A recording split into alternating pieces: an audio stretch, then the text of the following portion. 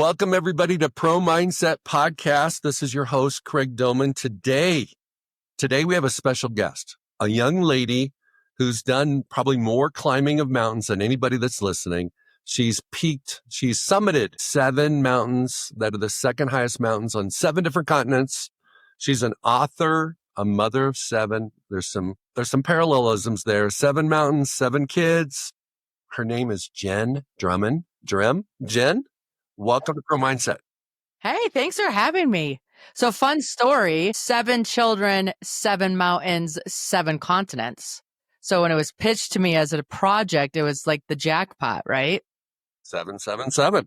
777. I think I'm even nervous to talk to you today because you've accomplished so much in terms of just doing something that people think about, but they don't do it. Everybody thinks about doing something unique and special and hard, but very few people are willing to take the steps necessary to go do it. What is the driving force for you to take this from concept to reality? Yeah, it evolved, right? It wasn't this big goal at the beginning. At the beginning, I was training for a mountain named Ama de Blanc to climb for my 40th birthday. And that was going to be the one mountain I was going to climb to launch my next decade of life. And when I was training for Ama, this little thing called COVID entered the scene. And so now I was homeschooling all beautiful 7 children of mine and not really traveling anywhere because the world shut down.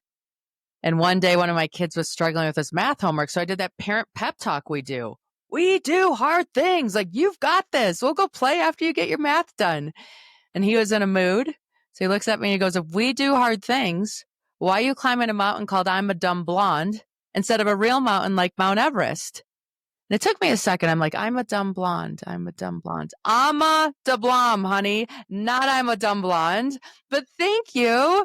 Finish your homework. We'll look at Everest. And so we did. And then he went to bed. And I'm like, you know what? I'm going to climb Everest. And I'm going to show him whatever Everest is, we're capable of summiting. So I called a coach. Coach was like, yes, I can get you ready. Buy this book about becoming an uphill athlete. The book comes in the mail. There's a story of a lady who got a Guinness World Record in the front of it. I thought that'd be cool to get one because that's how my kids learned how to read, and homeschooling wasn't going awesome. I couldn't wait to COVID to leave so they could go back to normal school. And my coach kind of thought that was funny, took it as a challenge, and then searched for a good Guinness World Record for me and came up with the 7-second summits. Wow. There are so many things that we are going to impact today. But the thing that I want to know is, why did this even start in the first place? When everybody hits 40, that's the point in time if they make it that far. But they usually go out and have a party. They usually go get drunk. They usually go to a nice dinner. Why did you decide to climb a mountain? Yeah, a year and a half prior, I was in a horrific car crash. December 18, 2018. And I should have died. Like, there's no reason that I'm alive that the accident showed. The police called, they rebuilt it every way possible. There was 0 scenarios where I lived, let alone walked away. I walked away from that accident kind of having this new perspective on life. We're not here forever. How do I make the most of this? There's so many things I want to see, do, and experience before I die. So 2019 became this year of the bucket list. And I just started writing things down. I want to swim in the Great Barrier Reef. I want to taste pasta in Italy. I want to climb a mountain. I want to, do all the things. And so at the end of 2019, I was like, okay, well, I need to start doing these things, or time's going to evaporate. So when I was looking at it, I'm like, okay, well, I'm turning 40 next year. Instead of hosting that obnoxious, expensive, crazy party that all my friends host, I'm going to do something different. And so when I looked at that list, I'm like, I'm going to climb a mountain because it only gets harder as we get older. And that started that pursuit.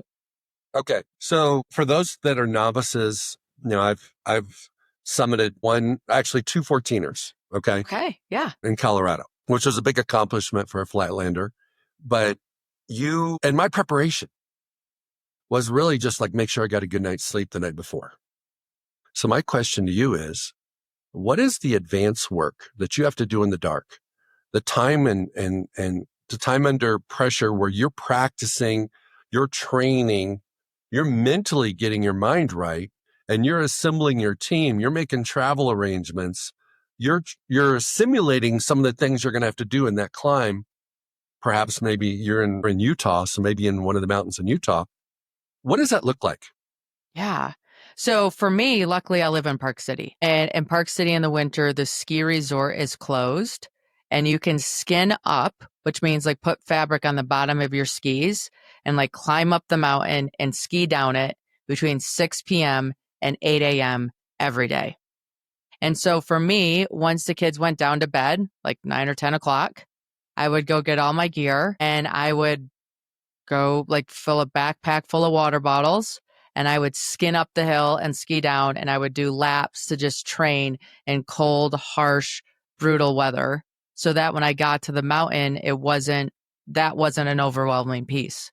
Because there's enough overwhelming pieces when you're in a place that no one speaks English and everything else. Okay, so were you crazy enough to do this all by yourself, or did you have a training partner?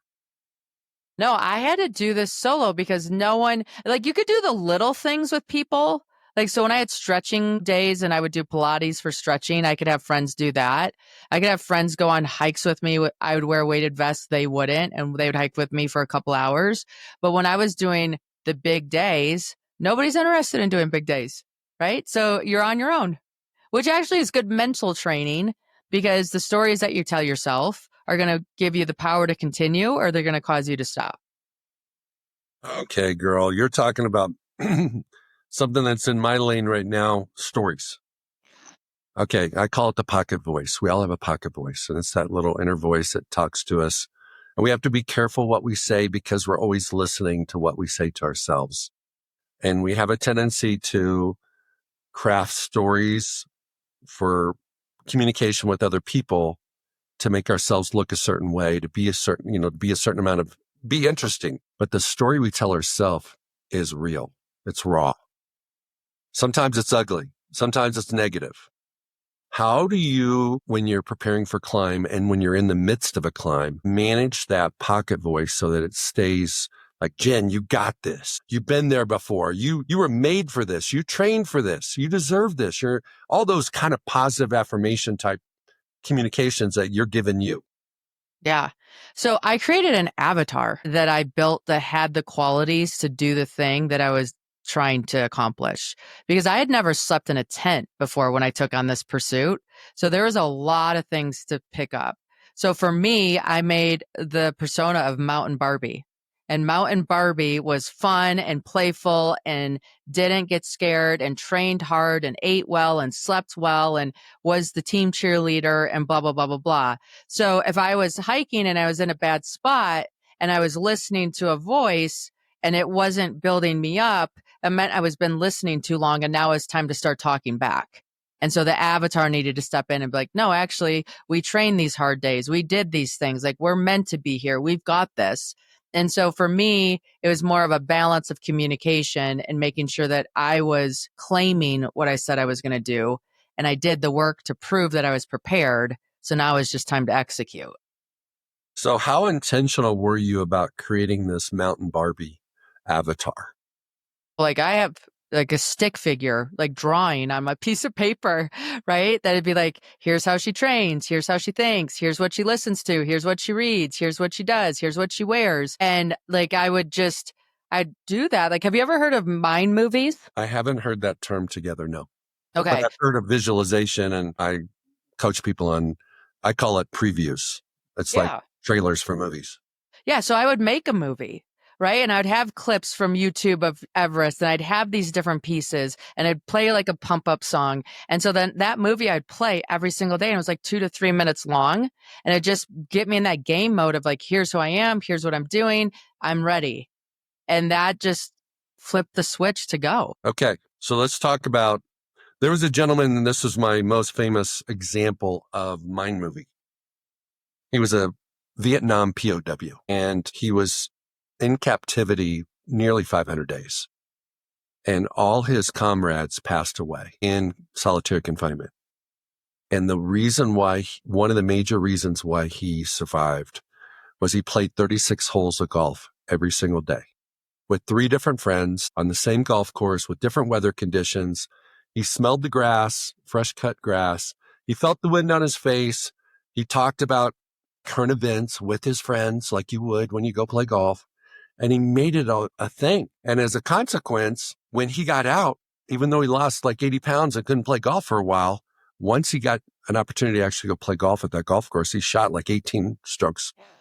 No, it's fascinating how much visualization plays into our success and what we do. And not just like watching the story, but I love how he engaged the senses, right? Of smelling the grass. Like I can still smell the grass on the soccer field when it's wet in the morning and you're ready to go. And that just brings you back to those moments. And you can hear the ball hit your shoelaces or the sound of the net or all the little details. That just brings you into those moments. Because I think when you're in those moments, like Everest, then it was less new things for my brain to process. Right. It already had done it. So it was like, oh, we've done this dress rehearsal a few times. So when it was time to actually execute, it felt familiar. And I knew, like, and I would listen to the clinking of the crampons on the ladder and all the little pieces. And so when it actually happened, you're like, oh, yeah, been here. We're good. But here's the thing that I can only imagine. If you have seen yourself do it before in your mind, your mind doesn't know that you haven't done it before, and your body just follows your mind. And so when you're in the moment on the mountain, you're looking for familiar because you've been there before. But if you don't visualize, your mind, when you're in that moment, your mind is looking for things that you haven't visualized before, because it's like, oh, I didn't know this was going to be here. I didn't know it was going to be this steep. I didn't know the gorge was going to be this deep or this wide. So what you do by visualizing is, if you can see it, if you can believe it and you can see it, you can achieve it, that whole thing. It also intentionally like puts blinders on your mind. Right. And it gets you more focused on what you're there to accomplish instead of, I mean, can you imagine, like, let's say you're an athlete and you're showing up for a game and you didn't visualize. You spend your time checking out where you're at, what the stadium looks like, what the opponent looks like. But if you've been there before, you're locked in. Yeah. No, I think, like, isn't there a study out there that says visualization brings alive your reticular activation system? Mm-hmm. And so then that system, like your brain is scanning like 11,000 things at any one moment. But when you program that, then it's going to look for that thing and be like, oh, okay, we're good. We were planning for this. This is what we saw. Now we're safe, or here's what we're doing. And so I think visualization plays such a key in that. That's why they talk about like manifestation and the power there. You're programming your brain to look for these things to make that opportunity happen. So when the brain scans all the information it's taking in all the time and knows what to pick up on, that you can take that next step forward and make possible. Very well said. And that is exactly what a mind movie does. Yeah. It programs your mind so that you can find a way to accomplish what you saw yourself in your mind do. Let's go back to your accident. You had a very small probability of actually surviving, but you did. What was your recovery like, and what was your mindset like during that recovery process, and how long was it? Yeah. So physically, I had almost zero recovery, like a few little things here and there, nothing big. But mentally, it was a different deal, right? It took me 9 months of driving on the highway where I finally realized I drove my mom to the airport and my heart didn't race. Right? Like every single time I would pass a semi, even if I was driving, like my heart would just start racing. Or like, oh, good, I'm okay, I'm safe. That exposure therapy and just keeping on doing the thing. Eventually, I took my mom to the airport. I'm like, oh my gosh, I didn't even like have a heart rate spike or anything. I wore a Whoop band because it was just so fascinating to me. Because I'm like, am I making this up? Is this real? And it was real. And it was just your subconscious, like trying to protect you or like be aware of what's going on. Mentally, also, it was just like, why was I saved? Why am I here? What am I doing? What does this life mean? Right after my accident, about 3 weeks later, a girlfriend of mine passed away. And she passed away going running on a trail. It was wet out. She slipped, hit her head, and never came home. She actually called me to go with her. And I was like, I'm not running with you. I only like good weather runs, and I'm not running in the rain. And so I'm just was metabolizing this horrific car crash and then her doing something healthy and her not being here. And really, like, the only thing I could synthesize from all of it was we don't get to choose when we die, but we sure get to choose how we live. And every day that choice is ours. And so then it was like, okay, well, how am I going to live and what am I going to do? And really, I only have, 60 years left on this planet. And 60 years isn't a lot of time when you think of all the fascinating things to see and do and experience. No doubt. No, I love that. I love that. That is what everybody has a tendency to think, but not to act. People, that whole experience you went through, all of us have gone through a similar experience, maybe not to the depth. Maybe we were not in a car wreck, but we've had this thought of, we want to really live life, but then we don't do anything different. And so nothing changes. So the igniter for you was you almost lost your life and you wanted to make your life count, where we all need to almost take that as a daily devotion. Every day we should be thankful we wake up and what can we do today to make a difference on this planet? Because we don't know if we'll be here tomorrow. 100%. It's, the parallel is when you climb a mountain. So say you're climbing Mount Everest and it's 29,029 feet. Every step is a choice, right? You don't roll uphill. So every time I have to say, yes, I want to go up. Yes, I want to go up. And every time there's a negotiation of, are you sure? Because it's really comfortable down at base camp. They have hot chocolate. Like, are you sure you want to go up? Like, there's less oxygen up here, right? And I think that's the metaphor for life. You don't get to pick something and say, great. You have to pick that thing every day continuously to bring it to life. Okay, so how can you program your day, your life, your purpose so that you don't have a negotiation for every step? You don't have a negotiation for every decision. You don't have even though we do have negotiations every day, they're not major ones, they're minor ones. Yeah. They're ones that we can go, a little bit of resistance, but it's not going to slow me down. Instead of that resistance that paralyzes people because it's a big decision. What is the difference between living a life where you have small negotiations that are doable compared to big negotiations that are paralyzing? Yeah. I have this story on speed dial that I always pull up when I'm struggling. And it was an example that I heard in a speech.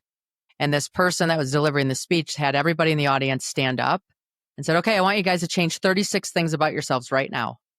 And everybody laughed it off and sat back down and was like, ha ha, funny, funny. And he's like, okay, everybody stand up, change one thing. So they would put a hair in a ponytail, take off a belt, take off a shoe, do something. Okay, do one more thing. And then they would do something different. And then they had everybody sit down. And he goes, I bet if I asked you to do one thing 36 times, you'd be able to do it. But when I packaged it as one time asking you to change 36 things, it was too overwhelming. So for me, whenever I feel overwhelmed or resistance, I ask myself, okay, how can I make this smaller? What's the tiniest thing I can do to make progress? Because those are those tiny steps that shift the big change. Well, if you change one thing about you, regardless how big or small it is, you change you. When you change you, you change every relationship you're in. You change every room you walk into, every situation you're in, because when you're different, it's different. And so the power of one is really what that's about, right? It's Really? we can't make these drastic overhauls, but we can make small changes so that after a period of time, you don't even recognize your former self because you're on this road to growth, advancement, expansion, all those things. I like it. I'm here for it. Okay, girl. All right. So here's what I'd like to do. 29,000 feet. That's crazy. What is the distance of the ascent? Do you start at 14? Do you start at 10? Do you start at 20? I'm going to have to look that up, to be honest. Like, I don't like to make things daunting. So if anything that's big, I'm like, we'll just take it one step at a time. Let's see.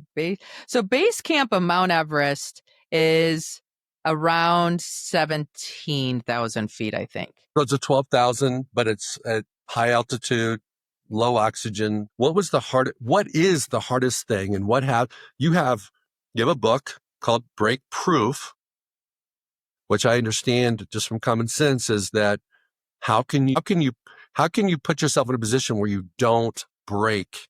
We have failures, but you don't break. And you have this book that's about 7 principles that represent your 7 kids, your 7 mountains, all these things, all these 7s. Share with us your favorite one and which mountain you learned it on, and how does it apply to Monday mornings? How does it apply to the person that's listening that's never going to climb a mountain? Yeah. I think one of the biggest lessons I took away from climbing these huge mountains is big mountains take big teams. Big goals take big teams. Big ideas take big teams. When I climbed Everest, I watched and just awe of the machine that is. Like, there's people that manage the oxygen. There's people that manage the food. There's people that manage the tents. There's people that manage the weather. There's people that manage certain sections of the climb, so that the only thing I need to do is get up and walk. Like, it's bananas, right? And because the only thing I need to do is get up and walk, I can go that much further. If my brain was weighed down with, do we have the oxygen there? Do we have the food there? Is there enough rope? Do we have enough fuel? Do we have all those little details? I can't go as far. Right. And so I think a lot of us set these big, hairy, audacious goals and then think we're supposed to do it alone. Like, the bigger the goal you set, the more people on your team that you need to bring it to fruition, so that when you get to the top, you actually enjoy it. Well, the other thing that's the message I receive in that is that none of us are super people. None of us are Superman and, Superwoman. We can't do it all by ourselves. And with it, it's no different than in team sports. Michael Jordan didn't win the championships all by himself. He was the centerpiece, but he didn't do it by himself. And Tom Brady didn't either. So you can take any sport, anybody that's been uber successful, they didn't do it by themselves. So I like that, because I think there's a disconnection in most of our minds, which is we can have big dreams and we can do it by ourselves. That's silly. Maybe you can, but it'd be a lot easier if you have a support team. Yeah. I mean, when you're at the top of the mountain, if you're there by yourself, it's a different experience than if you're there with others. Right. So whatever you're climbing, is there a way to bring people with you and let them be a part of the experience? When I trained for Everest, I actually got the kids' school involved. It was not on purpose. It was the fact that I went into the school and said, hey, I'm going to be gone. I'm worried about my kids. Can you give them a little more grace? And the school's like, well, hey, can you come in and teach the kids about Everest and setting Everest-like goals? And I had a tracking device on me, so the kids could track me. We had Zoom, we had Wi-Fi at base camp, so I could Zoom call into the classrooms and give them updates and blah, blah, blah, blah, blah. And so I was willing to let everybody be a part of it, having no clue what the outcome would be, but knowing that whatever the outcome was, it was going to be a lesson.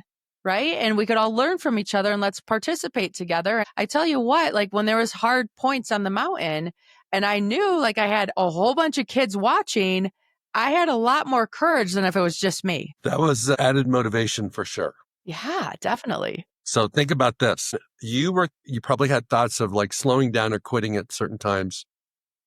Then you go to your kids. You're letting your kids down. Not only are you letting your kids down from a mom-son, mom-daughter relationship, you're letting them down because you're embarrassing them with their friends at school. That's like third-party letdown. Yeah. And so when you absorb all that, you're like, I got no choice. That takes the negotiation out of it. Yeah. And when you take the negotiation out of whether you're doing it or not, now you free up that bandwidth in your brain to make it fun.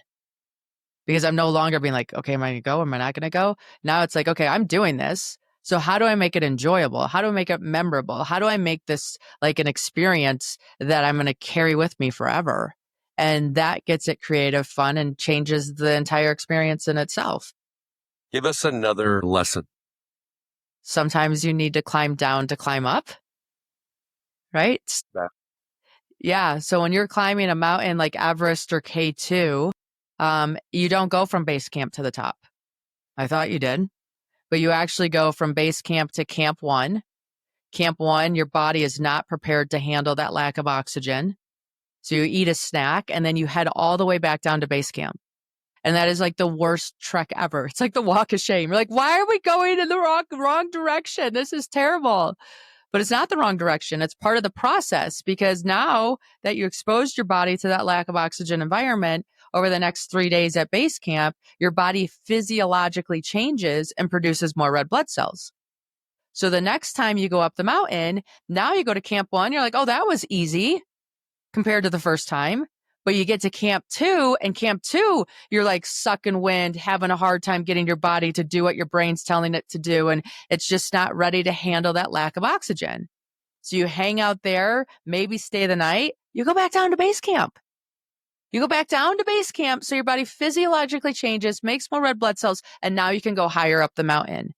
And so when we're building businesses, launching products, like raising a family, it is not this straight shot up. It's this cha-cha. I'm going to go up a little bit, come down a little bit. I'm going to integrate what I learned, now know what I'm dealing with, understand different ways to handle this problem. We're going to come back at it. The book is called BreakProof because as a human, you're going to break. And in the break is the proof of what's working, what's not working, what you need to do to continue your climb. Breaking doesn't mean stop. It's a pause to assess and then act. I love that one. That one's, whew, that's especially for young people. They think everything, and we did too, everything's linear. A straight line. Oh, we just go from point A to point B to point C. No. Doesn't work that way. We're on a roll now. Give me number 3. People over peaks. So when I was on K2, for those listening, is one of the deadliest mountains in the world. 25% of the people that climb it die in its pursuit. And so it's a challenge just to show up. I had a teammate die in an avalanche. And so this teammate passed away, and I was a day ahead of him on the mountain. And the team came to me, they're like, do you want to continue to climb? You're a day from this summit. You know, that's training, that's money, that's time away from family, that's all those things. And I'm like, no, I'm not going to summit. I'm going to go down and take care of my team. This mountain will always be here, but it's important how I show up. So I went down, we did a funeral, I flew home. The kids came back from camp and they're like, Mom, did you summit? I'm like, no, I didn't, but I had success. And they looked at me like, what do you mean? I'm like, who we show up as people is way more important than anything we'll ever achieve. And I'm proud of the person I showed up as. And so they're looking at me like a little confused. They're like, okay, like, I don't know if it's all landed right then and there, but like, are you going to go back? I'm like, yeah, I have to go back. Like, this is part of my world record. They're like, okay. So I'm training, and, all of us that have had failure and these setbacks and these horrible things happen, like, we just, we don't want to go back necessarily, right? Like, that's the challenge of how do we go back to this environment that we had these bad experience, and how do we rebuild? And so I'm training just to be ready for it, but mentally I'm not. But I couldn't let my mental prevent my physical from being ready, because I figured maybe the physical will lead the mental to be ready. I don't know what one's going to win, but I need to do whatever I can to get ready. So I'm trained. It's 2 weeks before it's time to go back, and I get a phone call. And this phone call is from an individual I met the year before. Said, hey, I've been training to climb this year. You really inspired me. I'd love to make it happen. I just don't have the resources to do it. I'm like, well, I can help with that. Like, it's easy for me to get stuff here in the United States. I'll bring stuff over. I'll put you on my team. We'll figure it out. So I put this person on my team, which gave me something to focus on besides the experience from the year before. Like, okay, I'm going to get like where this is going to happen. We're going to pull it together, blah, blah, blah, blah, blah. So I become the third American female to stand on top of K2. 30 minutes later, the first Pakistani female stands on top of K2. A Muslim female stands on top of K2 and shows little girls, like, I have twin daughters. They like to see people in these environments because it creates possibility for them and plants the seed of curiosity. And so those of you that are listening, like, we fail because we understand the problem from our perspective. If we have the courage to go back, maybe that failure was part of a bigger story that you don't know until you go back and live the thing and understand how it all comes together, because we don't understand until we look back. Going forward, it doesn't always make sense. I like that and agree with that. And I think that when you look at even team sports, it's not the trophy. It's not the bonus money. It's not the adoration, recognition. It's the people. It's always the people. Always the people. It's always the relationships. And they're messy. Yeah. Messy. Yes. Like the quarterback's yelling at the receiver or vice versa. And it's like, that was just part of the journey. And that was where, hey, you know what? Sometimes we have to check our ego and think about the other person a little bit more, see it from their perspective. And so People Over Peaks is beautiful because honestly, if you did this by yourself, it would be empty. Empty. Well, and here's the thing. When you're on the top of these mountains, I was on Everest for 10 minutes, the top. I trained 1,238 hours for those 10 minutes at the top. And that's the same for all of our goals, right? You're excited because you got the promotion or the product launched or whatever, but then you're hungry for more because we're not meant to live at the top. We're meant to live in the journey of the experience. Yeah, it's like getting a big check, taking it to the bank, or seeing a wire come in or whatever it is. You just look at it and then you go, okay, now what? It doesn't, it's not satisfying to be at the top. It's more fulfilling to be on the way to the top. Next one. Let me think of what some of the other ones were. We did People Over Peaks, Climb Down to Climb Up, acclimatizing, 10 minutes at the top. If they weren't so amazing, I wouldn't keep asking you. I don't know. I'm off. I don't know off the top of my head right now. I will tell you, the experience of climbing, this is a metaphor for life too. So I climbed these 7 mountains and I think I'm done. I send all the stats and all the GPS files and all the photos and all the things to Guinness World Record. And then Guinness comes back to me. They said, well, there's actually a dispute on what's a continent. So we'd like you to climb 2 more mountains to satisfy all possible versions. I'm like, really? In 2023, we're not sure what a continent is? Seriously? Yeah, so there's this mountain in Indonesia. Most people think of Indonesia as part of Asia. When I find the person that thinks of Indonesia as part of Australia, we will have a talk. But if some people supposedly think Indonesia is part of Australia, which then meant the second highest point was in Indonesia, not Australia. And then for some reason, they're like, Russia and Europe don't really get along. And even though Russia's a part of Europe, we'd like you to climb the second highest point in Europe if we take out Russia. So then I had to go to Switzerland and climb a mountain there.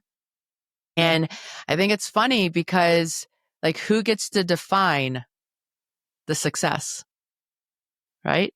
And that's something we have to constantly battle with ourselves. Am I chasing success as society or am I chasing success on my own terms? And what does that mean? I think that's an age-old battle. Is my success defined by other people? And can I see myself successful when in my own mind I am, but I don't feel it from other people? And that's another one of those particular moments where you get to decide, are you looking for validation from yourself or do you have to have it from other people? And all we have to do is go back to middle school and you're not going to get it. You're not going to get it, friends. Right? The game changes. I with players all the time, I have these conversations where, let's say, for example, in the NFL, guy's dinged up. He's got a pulled hamstring, whatever, something simple, soft tissue injury. And the coach wants him to practice in every drill and every session and every practice and shames him if he doesn't. But the player knows his body. The coach doesn't. And the player knows that at the end of the day, regardless of how he does in practice, he's going to be judged by how he does in the games. And so at the end of the day, it's about having the fortitude, not giving the coach your power, and saying, I know my body and I'm not going to do this today. And if you're going to cut me for that, I'm cool with it. because if you don't, you lose your power. And so when you're looking for validation from other people, you're giving away your power. Yeah. I remembered a couple of the other ones from the book. Embracing imperfect starts is one of the big lessons. So I was going to Russia to climb and they lost all my luggage. And Russia was one of these climbs where I ordered 20 pairs of gloves and sent 19 pairs back because I wanted to have the dexterity, but also the warmth because it's a pretty technical climb. So when I landed in Russia, they're like, sorry, all your gear's not here. And the guide's like, climb now. Bad weather, climb now. I'm like, well, I don't have my stuff. He's like, we'll go rent it. I'm like, oh, we're going to go rent gear at the end of COVID in 2021 to climb this thing? Like, right. And I'm like, you know what? There's nothing in English on this mountain online. So I'm just going to rent gear and I'm going to go as far as I can and see what happens because it's better than not knowing anything. So we rent gear. Like I have to buy Scooby-Doo underwear because that's the only underwear that will fit me in the store that we're in to like continue on. I mean, this is just bananas. The whole thing is sideways. However, like we climb this mountain and somehow we summit. Okay. I have to butt scoot down this thing. It is the most ugly performance I've ever done on a mountain because my toe like broke from like slamming into the front of the boot that was too big. And I was just like, I'm butt scooting. I don't want to break my toe anymore. It hurts so bad and whatever else. But no one asked what it looks like, right? They ask if you got to the top. And we got to the top and 6 months later, Russia invades Ukraine and I would not be able to go to that mountain and climb. And so it was just one of those things, like if you're willing to let it be messy and ugly and not a perfect start, but you just hang in there and see what happens, you might be surprised. Yeah, I don't think anybody really gets the luxury of having a perfect start. I know. And, I think what happens is, let's say you do, like I would say that your luggage isn't lost every time. You don't have that kind of scenario every time. But you do have a scenario that pops up where you deal with some adversity, some unexpected curveball, and you've got to deal with it then. So you're going to deal with it either at the beginning or along the way. And in both cases, you have a choice to either accept imperfection or quit. But it's coming. It's I think coming. that's with parenting, one of the things that my wife and I probably could have did a better job of is letting our kids fail a little bit more. And we were not helicopter parents and didn't let them, didn't put them in a rubber room and not let them fall. But the ability to fail is so powerful because once you learn that you can recover, once you learn that you can overcome, once you figure out that, hey, I can find a way, it's going to take what it's going to take, those kind of standards, you're unstoppable. Yeah. Watch out, world. Game over. What most people do is they play a sport, they do an activity in school until they're told they're no good, until they try out and they don't get picked. And then they change. Then they do the next thing until they can run into the same situation of failure. And then hey, it wasn't for me. Must not be my sport. And they change gears again. Well, what's going to happen when you're 30 and 40 and 50 and you run into curveballs and obstacles and unforeseen circumstances? And the only way through it is through it. You can't go around it. And you can't get there without going through it. You can't get there if you turn around. And the reality is like we love the challenge when we're really honest with ourselves. Like I look at my kids and when they've figured out a video game, they have no interest in it, right? They're done. They check out. They're like, I don't want to play that game. I know exactly what to do and it's boring because I'm just going through the motions. And so they want the challenge. You want that puzzle because that's where you get to figure out who you are and expand what that means. Absolutely. Okay. So let's go back to pre-kids. Yeah. Pre-mountains, pre-accident. I understand you were a collegiate athlete at one point. Yep. What are some of and you played college soccer. What are some of the principles you learned as a young lady competing in high school and middle school and college that shows up on the mountain today? Yeah. Yeah, that perfection thing, right? So there's a shot that you can take in soccer where you set it up perfect. The ball goes off your shoe. It like floats in the air. It drops a little bit and then hits the net. And it's like the best sound ever. It's the best feeling ever because everything is just doot, doot, doot, doot, doot. And so I would like this time that I was training, like I kept trying to set up the shot. Well, it takes a little bit of effort to set up the shot. My coach finally pulls me out. He's like, Drummond, I don't care what the goal looks like. I want the ball in the net. Okay. No, So he goes, get the ball in the net. And after you have 3 goals in the net, you can try all day long to get your pretty shot. But you have to give me those 3 goals first. And so after that, right, it's like the ball hit my shin, went in the net. The ball hit my foot. It like bounced off my knee. It did whatever. Like I got what they call a hat trick, which is 3 goals every single game for the rest of the season when I got out of my own way of what it was supposed to look like and just got it in the net. And so a lot of times, like I'm catching myself, I'm like, Drummond, like I'll say it like my last name, Drummond, are you focusing on the shot or are you getting it in the net? Okay. So how do you pass on to your kids that lesson of quit worrying about what it looks like? Yeah. I mean, you have to demonstrate it. That was the beautiful thing about getting into mountaineering because I'm living life in parallel with them now, right? I don't get to go do 6-hour hikes every day because I have kids and a family and a business. And so when my son had soccer practice or soccer game, I was that mom on the sideline with a 12-inch step and a backpack full of water bottles going step ups for an hour and a half. And at first it was so embarrassing to him. Mom, why can't you just sit and drink a coffee like the rest of the moms? I'm like, 1, they're not drinking coffee. But 2, I'm not. I have to get this training in because I have this big goal. So it's going to look different than what the other moms are doing. They're not training for Everest. Luckily for me, like a few of the moms by the end of the season were like, I'm going to use this time to work out too. So they did the steps ups with me, right? And we maximized the time. But I think you just have to do it so they see it and they experience it. Like every single time I leave the house, the kids know I'm going to run a flight of stairs.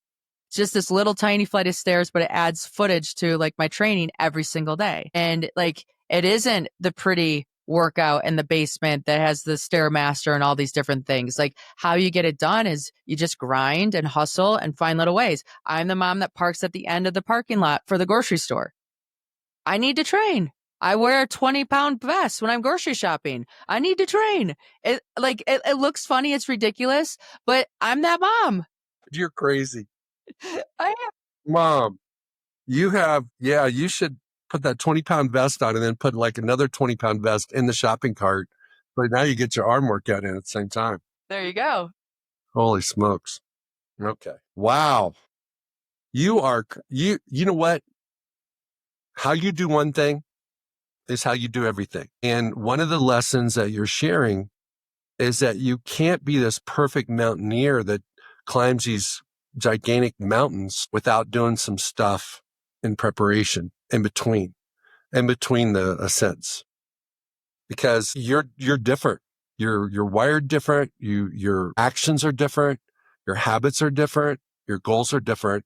So everything has to be different. It has to be in alignment. So the lesson you're basically teaching your kids and your friends and your kids' friends' parents is you want to do big things. You want to do hard things. You got to train for it. Otherwise anybody could do it. Let's go back to the mountain K2 that 25% of the people don't make it.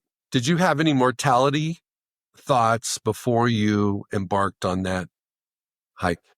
Yeah. So I'm climbing mountains, right? So every climb, I was very intentional before I left of if I don't come home, what's the legacy I'm leaving? What's the story my kids are going to hear? How do I control the narrative?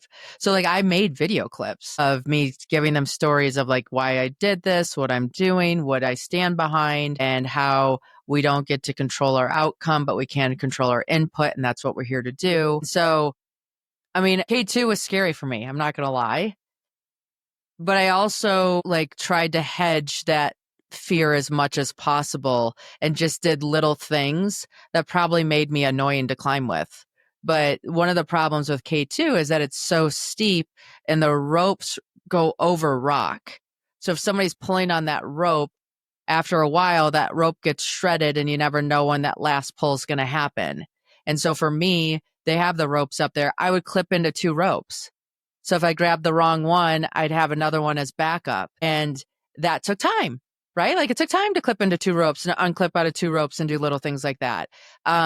I climbed at night because then the sun's not out melting the snow, which then causes avalanches because it's cold and it's everything set. It's in the morning hours where that sun comes at a certain angle that you have the highest risk. Okay, well, I'm going to avoid that risk and I'm going to climb at night. A lot of people don't want to. I don't care. I'm not here to I'm here to come home. So there's just little things that you have to be willing to do that hedge your bet against what you're doing. Okay, so let's lean into this very simple concept, going the extra mile, doing the little things so that you can give yourself a better opportunity and a better probability of accomplishing whatever you're trying to accomplish without collateral damage, without losing your life, without all these kind of things that can happen, even in business. What is your perspective on that? Because obviously you lived it, you did it, but is that something you do in everything you do? Do you do the little things as a mom? Do you do the little things? Yeah. I'm that mom that puts in a little note in their lunchbox here and there. Or I'm that mom that leaves a little Post-it note on the steering wheel. Hey, drive safe. I love you. Every week you put it in your calendar. You're like, okay, how do I show love to the people that I care most about this week? What teeny tiny thing can I do? It's drop off lunch at school. It's send them an extra text message. It's the little things that are not little when we really look back. And so at work, can I make that one extra call? I know I'm better in person than I am on the computer. So I force myself to go to networking events that I normally wouldn't want to go to because I kind of get exhausted from them. But when I'm in front of people, that's when I get the deals and things to happen. So I have to recognize that I can sit in front of a computer for 10 hours or go to a 1-hour event and I'm going to have more results in the 1-hour event than the 10 hours at the computer. I need to maximize my time because I have so many things pulling on it. Love it. Okay, Jen, what is something I haven't asked you that you would like to share with the audience that when you woke up this morning, you're like, I got this on my calendar. Don't know this guy, don't know what it's going to be about, don't know how it's going to flow, but I want to make sure that I share this with the world. What is that? We have to believe in ourselves before everybody else. You need to be your biggest cheerleader. Being kind to yourself makes you stronger. And I think that's where a lot of people miss it. Life's hard and then they pile on the hard. No. Your job is to pile against the hard. And so if it's a big, hard day, you have more work cut out for you. We have this thing at our house called toothbrush talk. I learned this from climbing on the mountain. When I was climbing on the mountain and you brush your teeth, there's no mirror. So you just sit there and you brush your teeth and you look out at the world and you take it all in and you're like, wow, this is beautiful. I can't believe I'm in this part of the world. I wish everybody could see it. When I came home, I was brushing my teeth in front of the mirror. It was warm, comfortable, blah, blah, blah, blah, blah. And then I'm picking on myself. Oh, I have bags under my eyes. Did I not sleep enough? Or didn't wash my face well enough? Or I have a breakout happening? Or I just wasn't doing nice things. And I only caught it because it was such a stark difference from the time I brushed my teeth on the mountain. And so then I talked to my kids. I'm like, hey, what do you guys think about when you brush your teeth? And we had this conversation. I'm like, okay, we're going to have a new thing. When we're brushing our teeth in the morning at night, you're only allowed to say nice things about yourself. And I want you to just let's do this as an experiment. And if you need to tape things on the wall so that you can read them because you don't want to think of them on the moment, that's fine. It's I am smart. I am nice. I am kind. I work hard. I love big. Whatever that is, you repeat that for the 2 minutes that you're brushing your teeth in the morning at night. That little thing is not little. That goes back to just the simple concept that little over time becomes big thing. Changing one thing at a time over time becomes a lot of things and a lot of expansion, a lot of change. What you said at the beginning, though, I 1000% agree with. I've told my athletes forever that your coaches only believe in you to the degree that you believe in yourself.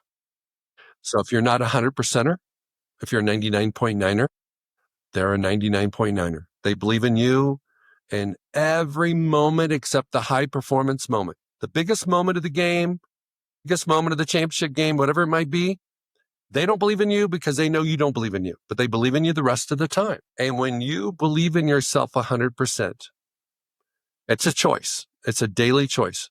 There's no reason why you shouldn't. I mean, we're all special human beings. We're all chosen and picked.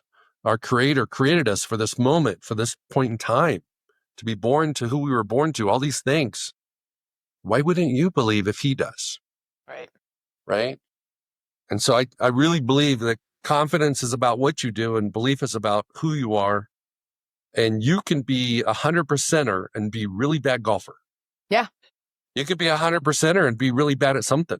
It doesn't matter. It's not who you are. It's what you do. And to keep those things separate, especially for kids, because their friends, their peers, their teachers, their coaches, they believe in them based upon how good they are. And it shouldn't be that way. There should be a situation where the player that's on at the end of the bench, you love that person just as much or maybe more than the people that are on the field or on the court as a coach. So, well, I want to thank you for joining me today on Pro Mindset. How can people find you, check out your book, find your book, make an appointment to have you come and speak to the organization, those types of things? Yeah. So JennDrummond.com, N is a great spot to find me. The book is on Amazon. If you want to get into my email list, you can text the word Everest to the number 33777. We'll actually give you a video of the Milky Way galaxy going over Everest Base Camp. Anytime my life gets overwhelming, I love to look at that video and just remind myself that I'm this little person on a big planet circling the sun. And yeah, please reach out and connect. I love hearing from all of you, what you're doing, what you're trying to achieve, and how I can help. Jenn, what's the significance of 33777? That's the number they gave me. When I asked for, how do I give this video easily to people? So they said, I wanted sevens, but they could only give me 3 sevens. So they gave me 33777. 33 is an angel number, and you got your 3 sevens that go along with everything else. There you go. Perfect. Well, I'm going to thank you for joining me today on Pro Mindset. Everybody go out and have a great day. Thank you for listening to Pro Mindset today. Thank you. Hey, it's Craig Doman, the host of Pro Mindset Podcast. I want to thank you for listening or watching today's show. And you can catch us every week on the normal social media platforms like YouTube, Facebook, Instagram, and all the listening podcast platforms. I hope you enjoyed today's show, and more importantly, I hope you gained a Pro Mindset insight. Please be sure to rate and review Pro Mindset Podcast, and I look forward to catching up with you on our next show.